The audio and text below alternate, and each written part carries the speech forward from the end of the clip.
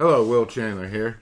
Today I'm going to discuss with you 10 numbers that you need to know about your finances to make you a financial professional and to really let you take control of your finances. But before we get started, make sure that you click the subscribe button down below and then hit the little bell next to it and check off all notifications. That way you'll be notified every time we upload a brand new video. So stay tuned. Brought to you by Mazuma Pro, a lifetime money plan. Hello, welcome back. Will Chandler here. Today I'm going to discuss with you 10 numbers you need to know about your finances to really take control of your finances. So let's get started. The very first number you need to know is your net worth. What is net worth? Net worth is basically all of your assets, everything that you own, minus all of your debts, everything that you owe. So if you were to sell everything that you have and pay off all of your debts, how much money would be left over? That's your net worth. So you need to figure out that number if you don't know it. Now, the second number that you need to know is your gross income. What is gross income? Gross income is the amount of income that you make before any deductions have been taken out. So before they take out taxes and insurance and 401k and stuff like that, that's your gross income, the total amount that you make before anything is taken out. Now, the next number you need to know, your net income.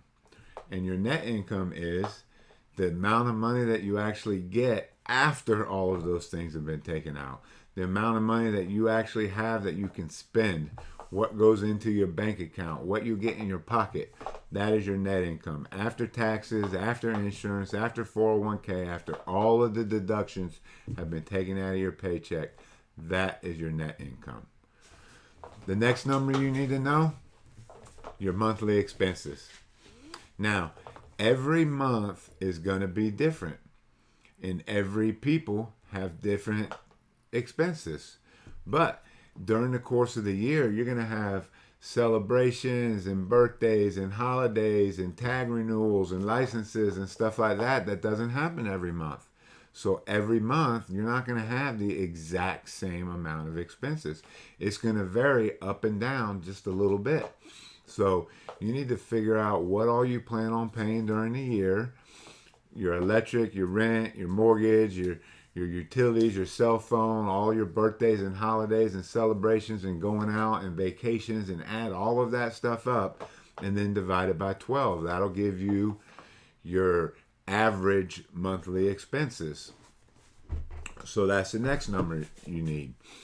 Now, the next number you need is how much you have in an emergency fund and how much do you need in an emergency fund. So experts say you need 3 to 6 months of your expenses in an emergency fund. So you figured out your monthly expenses before, multiply that by 3, 4, 5, 6, however much cushion that you want to have in there, and that's how much money you need in an emergency fund.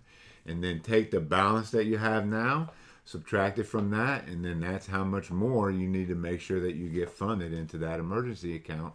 That way, if something comes up, your car breaks down, the AC, the roof, whatever it is, you'll have the money there to make that happen. So how much you have in an emergency fund, how much more do you need in the emergency fund. The next number that you need to know is how much cash you have on hand. So the actual cash that you have, what's in your checking account, savings account. I'm not talking retirement accounts or emergency fund or nothing like that. I'm talking extra cash that's not allotted to bills or anything like that. That is actually your cushion. So however much cash you have, that's how much cushion you have before you actually have to get into that emergency fund or cut back on things and whatnot to make things meet. Maybe if you have a small emergency, you have enough cushion there that you don't even have to mess with your emergency fund. You can make it happen just right out of the cash on hand. So that's the next number you need to know. How much available cash you have, how much of a cushion you have in case something does happen. So The next numbers that you need to know is you need to know what are your credit card balances and how much interest you're paying every month. If you don't have a clue on that, a lot of people don't realize that they pay a $50 a month payment and $40 of that goes to interest. They're only paying off like $10 a month of principal. Once you figure out what your balances are, figure out how much you're paying in interest, and then you can start to make a debt elimination plan. Use the avalanche theory, the snowball theory, whatever you want to do to start getting that debt paid off. That way you can use that money that's going to that interest that somebody else is gaining as profit.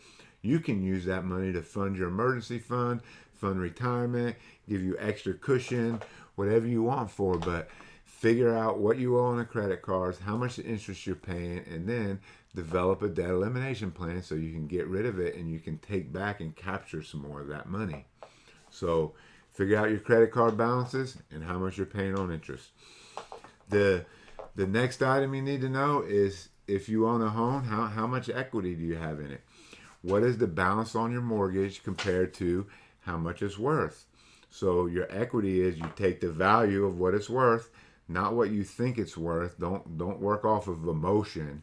Do a little bit of research and you can get a ballpark figure on what you could potentially sell it for.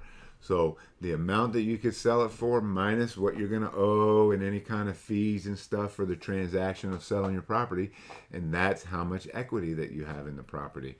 Maybe you can sell your house, use that equity, pay off all your debt, move to a smaller place, and then start over debt free, and then work your way back up with very little or no debt whatsoever. But if you know that equity number, you will have in the back of your head a little more cushion that you have. If you get in a really major spot, you'll know what's available to you, that home equity.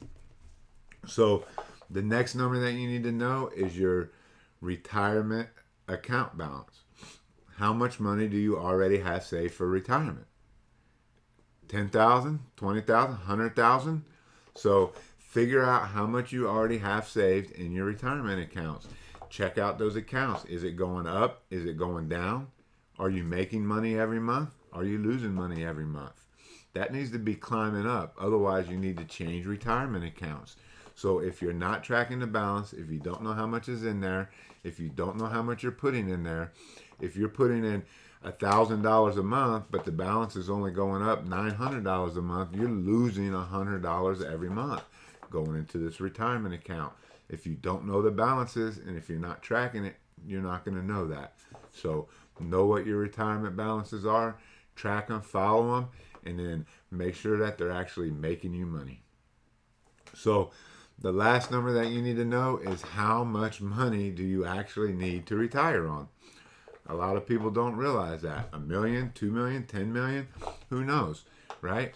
But if you can figure out how much you could comfortably live on every year in retirement, then you can get that number. And it's not as high as people think. You don't need $10 million to retire on. Listen to this. If you have $1 million saved in an account, in a retirement account, and you're making 10% interest on that, which those accounts have typically made 12 or more percent interest every year. If you're making 10% interest and you have $1 million balance, you can withdraw $100,000 a year to live on and never touch the $1 million. If you have $2 million at 10%, you can withdraw $200,000 a year and never touch the $2 million.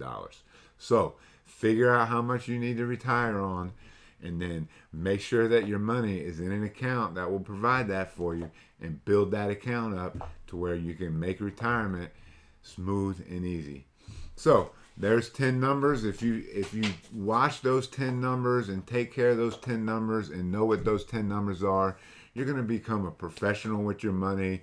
Your money's going to be more organized, and you're going to be on a much, much better track to making it to what you need to in life, and actually making it to a retirement where you can actually retire and live a pretty decent life without having to worry about the things that you want. Thank you.